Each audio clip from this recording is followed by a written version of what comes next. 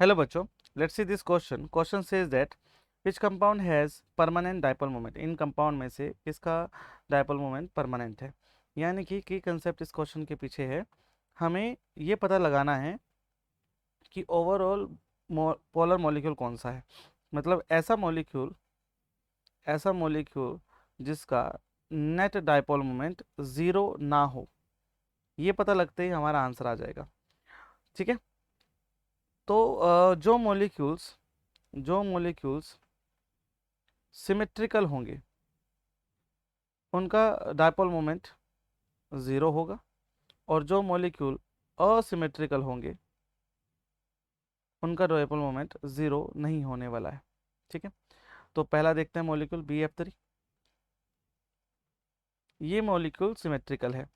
Symmetrical होने की वजह से इसका डायपोल मोमेंट पूरा का पूरा कैंसल आउट होगा। ये डायपोल मोमेंट ज़ीरो, क्योंकि ये सिमेट्रिकल मॉलिक्यूल है। तो आंसर में ए तो नहीं हो सकता, है ना। ये ए लिख देते हैं इसको। बी बी मॉलिक्यूल कौन सा, SiF4। SiF4 भी सिमेट्रिकल मॉलिक्यूल है। SiF4 सिमेट्रिकल मॉलिक्यूल है, तो ये इसका भी डायपोल मोमेंट ज़ीरो होगा। ठीक है, इसका डायपोल मोमेंट क्या होगा, ज़ीरो होगा। राइट, ऐसे करके ये वेक्टर क्वांटिटी है। ठीक है, जितना टोटल नीचे जा रहा होगा वो एग्जैक्टली ऊपर के इक्वल एंड अपोजिट होगा। तो ये मॉलिक्यूल भी सिमेट्रिक हो गया। नाउ सी SF4 का स्ट्रक्चर कुछ ऐसा होता है,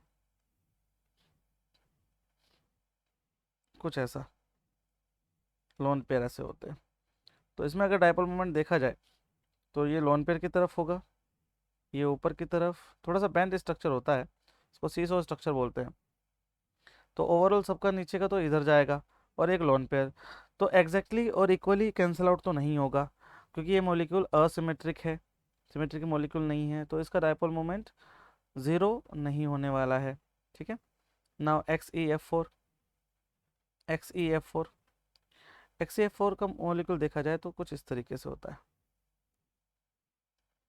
राइट, स्क्वायर प्लेनर, और इसके पास लोन पेयर भी होते हैं। तो ये मॉलिक्यूल भी सिमेट्रिकल है, और इसका डायपोल मोमेंट अगर देखें, इसका डायपोल मोमेंट देखें तो ये और ये एक दूसरे को कैंसिल आउट करेंगे, 180 डिग्री पर है। ये और ये एक दूसरे को कैंसिल आउट करेंगे, 180 डिग्री पर है। ये ऊपर में कैंसिल आउट करेगा, ये नीचे में कैंसिल आउट कर देगा। तो नेट डायपोल मोमेंट क्या हो गया इसका, ज़ीरो। ठीक है, नाउ ई XeFT सॉरी XeF2 ये ट्राइगोनल बाइपिरामिडल इसकी ज्योमेट्री होती है, उसकी शेप लीनियर होती है ऐसे करके। तो ये जो लोन पेयर्स हैं ये एक दूसरे के 120 डिग्री पर रहते हैं, जैसे BF3 में FF। तो ये लोन पेयर सिमेट्रिकल हैं, तो ये एक दूसरे का बॉन्ड डायपोल कैंसिल आउट करेंगे, और ये फ्लोरीन भी एक दूसरे का बॉन्ड डायपोल कैंसिल आउट करेंगे। ये मॉलिक्यूल भी सिमेट्रिकल है, तो इसका डायपोल मोमेंट ज़ीरो होगा। Now the remaining is F CHCl3 ऐसा कुछ स्ट्रक्चर बना लेते हैं हम, टेट्राहेड्रल स्ट्रक्चर होता है। तो सारे क्लोरीन का मान लीजिए बॉन्ड डायपोल नीचे की तरफ जा रहा है, राइट, और इसका ऊपर की सॉरी हाइड्रोजन का भी नीचे की तरफ ही जाएगा, क्योंकि क्लोरी कार्बन हाइड्रोजन से ज़्यादा इलेक्ट्रोनेगेटिव हो चुकी होगी।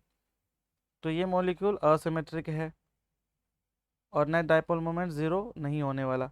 तो नेट डायपोल मोमेंट ज़ीरो जिसका नहीं है वो कौन कौन से मॉलिक्यूल हैं, ए नहीं है, बी नहीं है, सी सी सी देखते हैं सी होगा कि नहीं होगा। सी सी असिमेट्रिक मॉलिक्यूल का डायपोल मोमेंट ज़ीरो नहीं है, डी नहीं, ई नहीं, और एफ। सी और एफ ही इसका आंसर है, सी और एफ ही इसका आंसर है। बाकी सारे के सारे डायपोल मोमेंट उनका जीरो है, और ये परमानेंट डायपोल वाले हैं। तो option 4 will be our correct answer. Hope you understood it well. Good luck.